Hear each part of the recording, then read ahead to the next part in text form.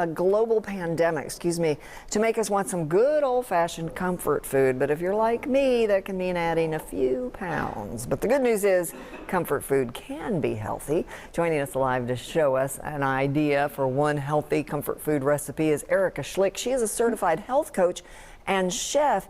Erica, welcome to Live at 9. Welcome back, I should say. Thank you. Having you in person. Yeah.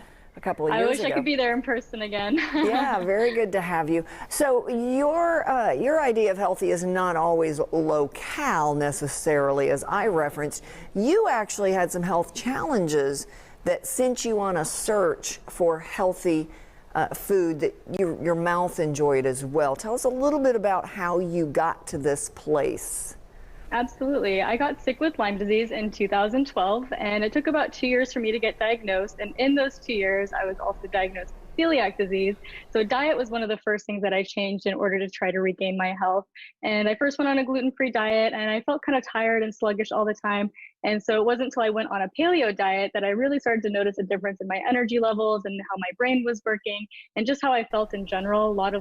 A lot less inflammation once I cut out a lot of inflammatory foods such as grains and sugars and things like that can cause a lot of inflammation. So today I eat a mostly paleo diet, which is a grain-free diet.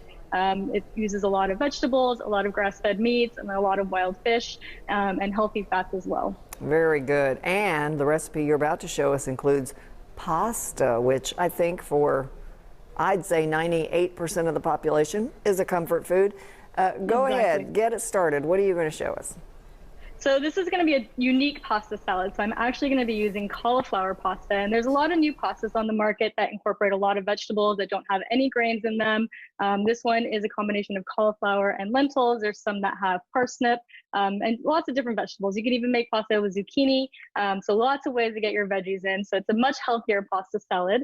And so this is going to also use a lot of fresh herbs. So we're going to start making our dressing, and that's what really ties this together. So I have half a cup of olive oil, and I have the juice from one lemon, and I have the zest from the same lemon that I juiced. And then we're going to do a little bit of seasoning. So I have 1 teaspoon of onion powder, and I have 1 teaspoon of garlic powder as well. And then I like to use about a teaspoon of sea salt, but this is to taste, so you can always add a little bit more or a little bit less, depending how you like it. And I have 1 tablespoon of fresh basil, and I chopped this from my garden, so it's super fresh. And I love to use fresh herbs because they have a lot of nutrients, vitamins, can really boost your immune system, which we really need right now. So I just added in a tablespoon of oregano as well, and I have a tablespoon of thyme. So we're just going to go ahead and whisk this together, and you don't need to overly whisk it because we'll blend it into our salad as well, but just enough to combine the seasoning and the herbs. And then over here, we're going to start to put together our salad. So I have my cauliflower pasta that's been cooked and cooled, and you can even make this the day before and have it cooled and put it together the next day if you want to make it simple. And I have 1 cup of olives. So you can either use Kalamata olives, black olives, green olives, whatever kind of olives you like. And I've got about 1.5 cups of chopped tomatoes, and I've quartered these so that they're a little bit more bite-sized and can blend into the salad. And then I've got some more basil. So this is some fresh basil. This is about 3 tablespoons of basil.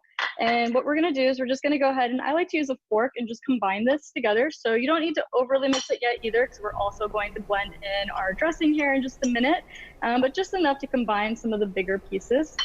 And now we'll go ahead and take our dressing and go ahead and pour that on there.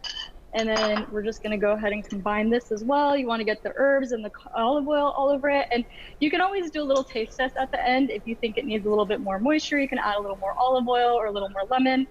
Whatever you decide needs a little extra of, or you can just leave it like this. I like to leave it a little drier because then the pasta stays a little crisper, but it kind of depends.